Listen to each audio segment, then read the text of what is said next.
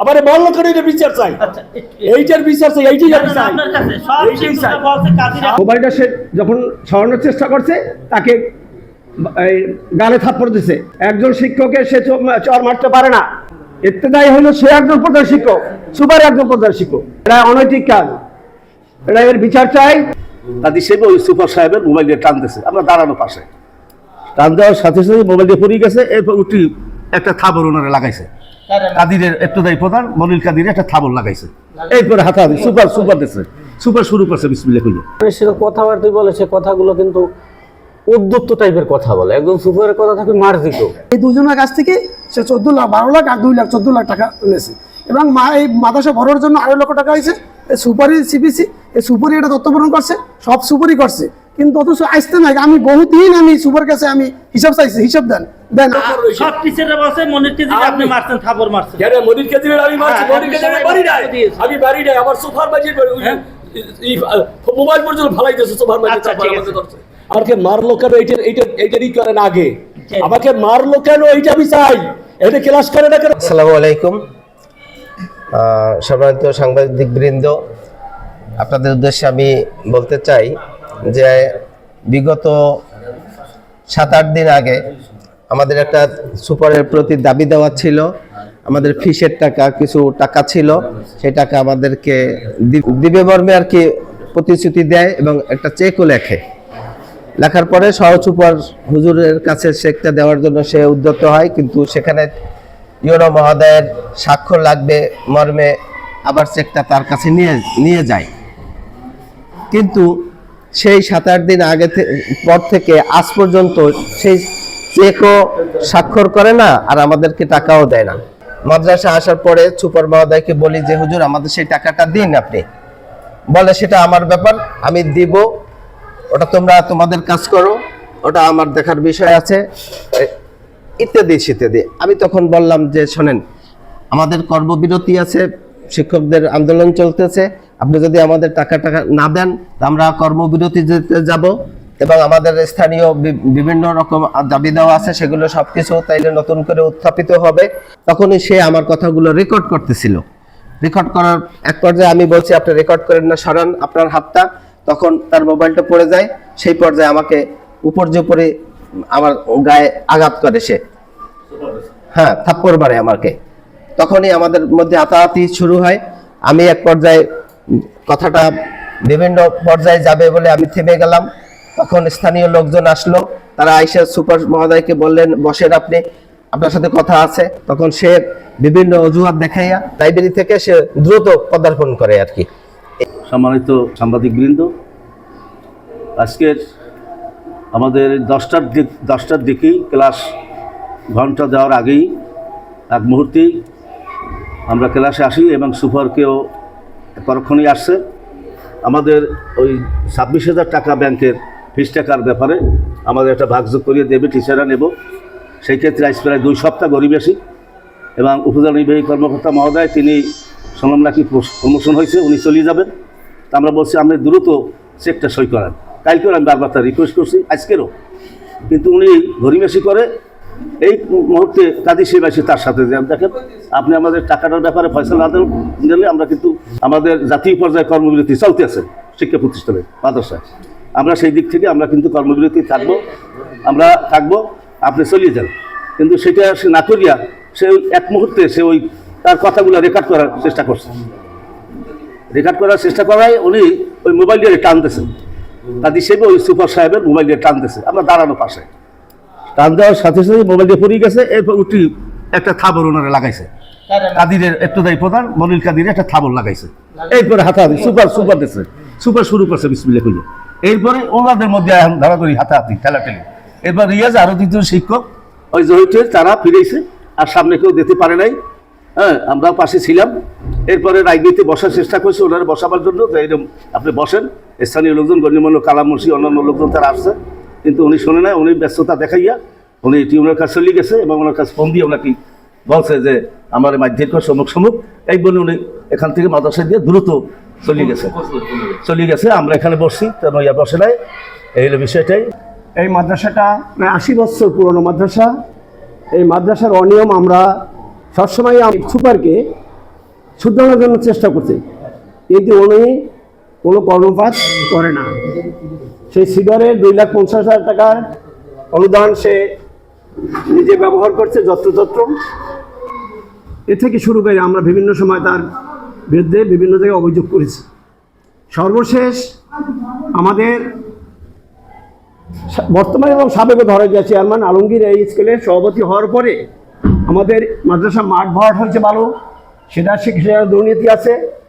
এখানে নিয়োগ দেওয়া হয়েছে শিক্ষকদের, এবং শিক্ষক বলতে আমাদের TLMSS নিয়োগ দেওয়া হয়েছে, সেখানে দুর্নীতি হয়েছে।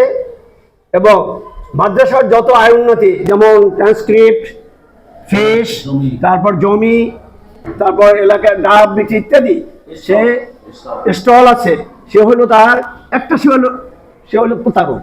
কেন? একটা মাদ্রাসায় অ্যাকাউন্ট থাকবে দুইটা, একটা হলো মাদ্রাসার অ্যাকাউন্ট, আর একটা থাকবে সাধারণত হবে জেনারেল ফান্ড।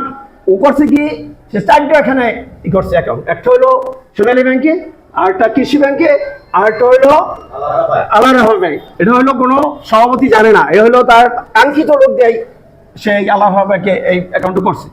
সে হলো বিভিন্ন জায়গায় টাকা গচ্ছিত টাকা মাদ্রাসার, মানে সে টাকাগুলো বিভিন্ন জায়গায় অবৈধভাবে রাখছে। এখন মাদ্রাসার শিক্ষকরা বসে আমাদের যে সমস্ত, যেমন আপনার টিউশন ফি, তারপর ফিস টাকা, বিভিন্ন তারা কষ্ট ক্লেশ করে, তারা যখন দাবি করছে, সে বসে প্রথম বছর অস্বীকার করছে অ্যাকাউন্টে কোনো টাকাই নেই। তখন তারা ধরপকড় করার পরে জেনারেল ফান্ডে টাকা থাকবে না কেন, লক্ষ লক্ষ টাকা থাকার কথা, সেই অনুদানের টাকা থাকবে, তারপর ওই যে বালুর টাকা থাকবে, নিয়োগের টাকা থাকবে। সে কি করছে, সে কি করছে, ওরা আত্মসাৎ করছে। আজকের যে ঘটনা, এই ঘটনায় আমি যে শুনেছি, আমি লোকালে দোকানে আসছি, শোনার পরে আসার পরে ওনাদের বিরুদ্ধে প্রাথমিক একটা কথা হয়েছে, ওই পিছনে কথা, আমাদের যে টাকা দেবে, চেক লাগছেন, টাকাটা দেন, সে বিষয়ে উনি বলছে আমি এটার ব্যবস্থা নেব অথবা নিচ্ছি, কিন্তু সে এরকম তাল বাহানা করতেছে। যখন মনির ভাই আমাদের সে একজন প্রধান শিক্ষক, ইত্তেদায়ী হইল সে একজন প্রধান শিক্ষক, সুপার একজন প্রধান শিক্ষক, ওনাকে কি করছে, উনি যখন বসে ওনার কথা উনি রেকর্ড করতেছে।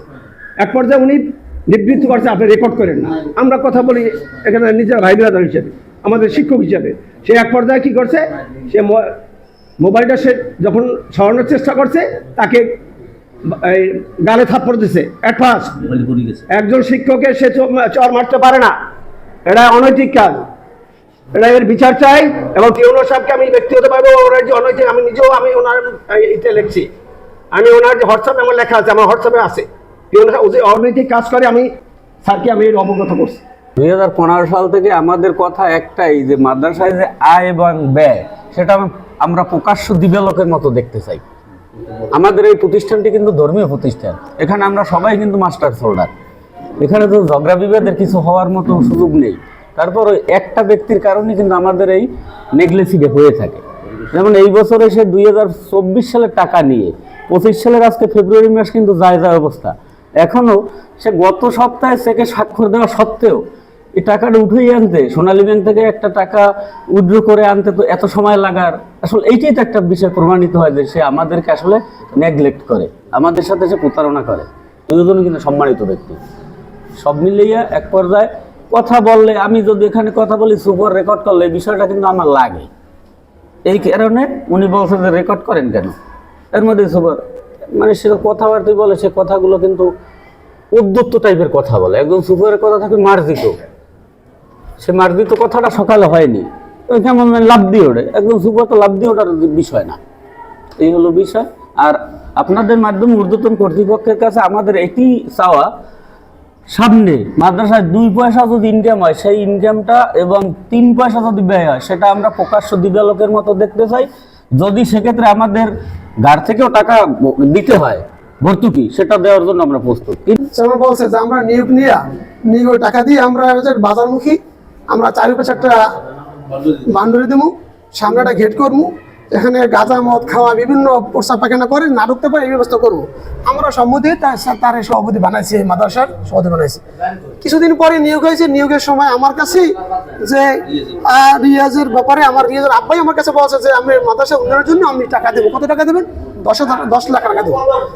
আমি কি ঠিক 10 লাখ টাকা নেবো, আমরা একটু প্রসেসে যাই, প্রসেস যাইয়া আমরা একটা সবার সাথে বইয়া কীভাবে করে নেবে এর ব্যবস্থা করবো। নেওয়ার পরে কয়েকদিন পরে আমি দিচ্ছি যে নিয়োগিত সময় গেছে, আপনি কয় টাকা দেবেন মাদ্রাসা উন্নয়ন কামের জন্য, আমার কয় টাকা দেবেন? কয় আমি এখন টাকা দেবো না। আমি কেন? আমি কিছু বললেন যে আমি রিয়ের জন্য 10 টাকা দেবো। কয় না, এটা আমি অন্যভাবে হয়েছে, অন্যভাবে কীভাবে হয়েছে সেটা আমি বলবো না। এই পরে দেই যে আমি এই জায়গায় নিয়োগ নিয়েছে, এখানে পরীক্ষা হয়েছে, আমি ছিলাম, আমি ম্যানেজমেন্ট কমিটির একজন অভিভাবক সদস্য। দেই যে রিয়ে যারা পাস লিখতে পারে না পেপারে, যারা কিছু বলতে পারে না, মৌখিকও বলতে পারে না, কিন্তু তাদের নেওয়া হয়েছে। আর যারা লেখছে পেপারে, যারা ভালো পরীক্ষা তার নিয়োগ নেওয়া হয় না। ওই সময় একজন বললে কি যে না, এই লোক নেওয়া হইবে না, এই কারণ কয় বুঝবেন না। তখনই আমি বুঝে গেছি যে টাকা সুপার এবং চেয়ারম্যান সভাপতি নিয়েছে। আপনি তো এই মাদ্রাসার সুপার রুহুল আমিন, আপনার কাছে আমাদের একটা অভিযোগ আসছে যে শিক্ষকরা আপনার কাছে টাকা আমাকে মারলো কেন এইটারই করেন আগে, আমাকে মারলো কেন এইটা আমি চাই। গায়ে হাত দিলো কেন এইটা উত্তর বুঝি না। আমাকে গায়ে হাত দিলো কেন, আমার মারলো কেন, আচ্ছা। আমার গলায় চাপি ধরলো কেন, আমার ঘুষি মারলো কেন, এইটার আমি বিচার চাই। এখন সহজবার ছিল, সহজবার ছিল, ওই হাওড়ি ম্যাডাম ছিল, ওই শিক্ষকরা ছিল, শালা ম্যাডাম ছিল, এরা এই শিক্ষকরা ছিল। সবাই কালকে বলছে যে আপনি আমি তাকে মারছি, কিসের জন্য? সবাই বলছে। আমি কিসের জন্য মারবো? এই যে টাকা চাওয়া চাই নিয়ে টাকার জন্য এখানে একটা চেক সহজকিপারের নামে তাকে দিয়ে দিছি। ইউরো বিষয় ইউরো স্যারে ছিল না, সেই তারপরে সেই চেকটা এখন আমার এখানে আছে, চেক দিয়েছি 12 তারিখ চেক দিয়ে দিছি। এই চেক সে 12 তারিখ ওখানে করবে, স্যারে ওখানে নাই, স্যারে বরিশাল। এরপরে 12 তারিখের পরে সে রবিবার সে বরগুনা যাবে। মঞ্জু ভাই বলছে রবিবার, এবার সোমবারে আমি এখানে আসছি, আসার পরে একটু টাকা কই আবার ধরি গলা ধরি এবার আবার শুরু করে দিয়েছে। তা আপনি অসুস্থ হয়ে গেছেন? আমি অসুস্থ। তাহলে আপনি তো হসপিটালে ভর্তি হওয়া উচিত ছিল। হসপিটালে আমার আছে। আপনি হসপিটালে ভর্তি জি হয়েছি। হ্যাঁ, তো আজকে আবার মাদ্রাসা আসলেন কিভাবে? আমি আসছি আবার বললে চলে আসছি। বলে চলে আসছেন। শুনে ঠিক আছে, আমাকে আপনার অভিযোগ শুনছি আমরা। আমার এই মারলো কেন এইটা? আচ্ছা, আপনার অভিযোগ আমার এই মারলো কেন এইটা? আমি এইটা চাই, আমাকে মারলো কেন? এই বাচ্চাদের সামনে কেউ তো বলে না যে আপনার মারতে, আপনি মারতে। আবার এই বাচ্চাদের সামনে কে এটা বলতে পারবো না এখানে? সবাই আমি কোন টাকা আত্মসাৎ করি না, সমস্ত সব এখানে এই অভিযোগ কোনো আত্মসাৎ এখানে